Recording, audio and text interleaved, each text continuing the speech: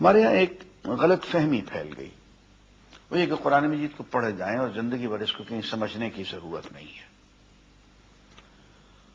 اور فرمایا کہ تلاوت کرنے پہ ایک حرف پہ 10 نہیں کیا، دوسرے حرف پہ۔ بھائی تلاوت کا خود مفہوم کیا ہے؟ اور تلاوت کا ہم ترجمہ انگریزی میں کر دیتے ہیں ریسیٹیشن۔ تلاوت ریسیٹیشن نہیں ہے۔ تلاوت کے معنی پیچھے پیچھے آنے کے ہیں، پیروی کرنے کے ہیں، سمجھنے کے ہیں، فالو کرنے کے ہیں۔ خود لفظ تلاوت کے اندر سمجھنے کا مفہوم موجود ہے، اور صحابہ کی شان سے یہ بات بالکل بعید تھی کہ قرآن مجید پڑھیں اور سمجھیں نہیں۔ سمجھیں گے نہیں تو اس پہ عمل کیسے کریں گے؟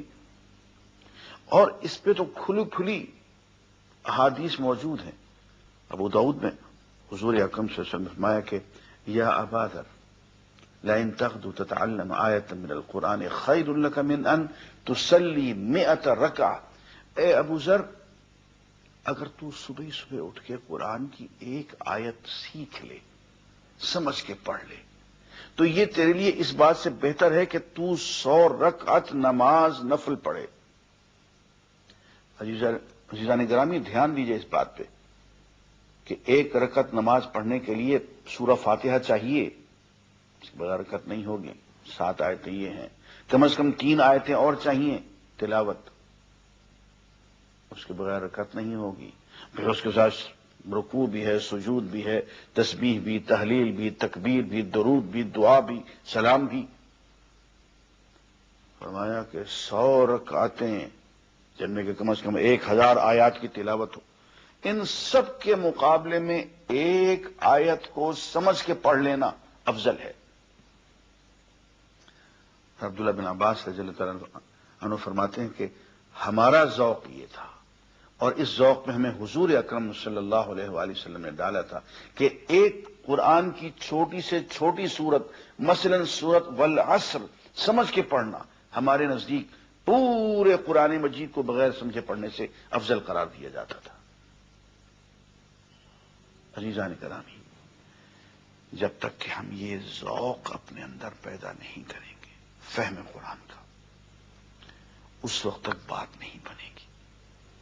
اب دیکھیں نا آیت کیا، قد جاءکم بصائر من ربکم، دیکھو تمہارے پروردگار کی طرف سے تمہارے لیے آنکھیں کھول دینے والی بصیرتیں، آنکھیں کھول دینے والے حقائق نازل ہو چکے ہیں۔ فمن ابصر، جس نے آنکھیں کھول کے پڑھا، فلنفسہ، اس میں اس کا اپنا بھلا ہے۔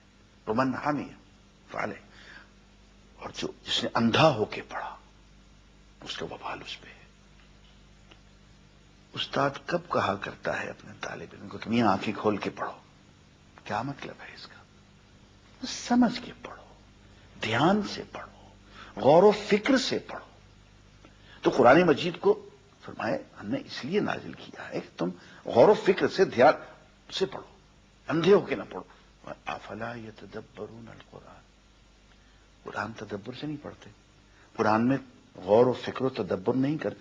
ام علی قلوب اقفالها، کیا ان کے دلوں پہ قفل پڑے ہوئے ہیں؟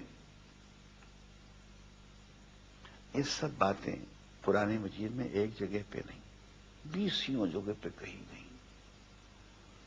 میں کتاب، یہ کتاب ہے، انزلناہ الیک، ہم نے آپ کی طرف نازل کر دی ہے، مبارکن، بہت برکت والی ہے۔